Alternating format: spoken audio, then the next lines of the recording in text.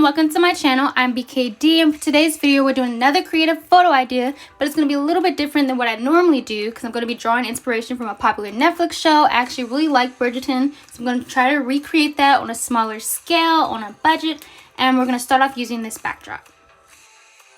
So the first thing I'm going to add to our little DIY video and recreating the Bridgerton setup is this table. I'm also going to use a vase and some artificial flowers. On the side that you put up your white sheet, we're actually going to place a bench here and also put up some curtains. To hang up the curtains, I still used a metal rod to slide the curtains on, and then I placed that metal rod into the middle of the clips that I'm using to hold up the sheet.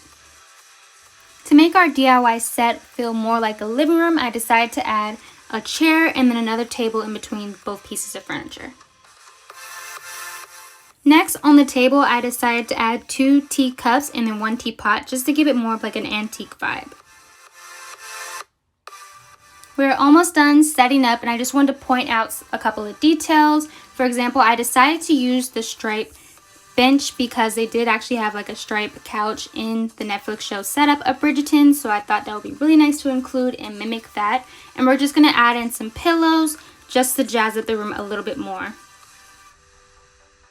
So this is what the complete set looks like, and as far as budget, some things I didn't have to pay for because I already had in my house.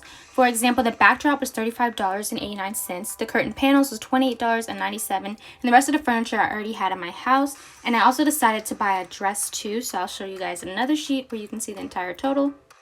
And the Regency dress turned out to be $25.98, making my total $90.84. Moving on to the photo, so I'm actually going to make this photo idea one of those photos that I do when I have more than one version of myself in the photo. So I'm going to play around with my hair by changing like with a headband or with a hair clip.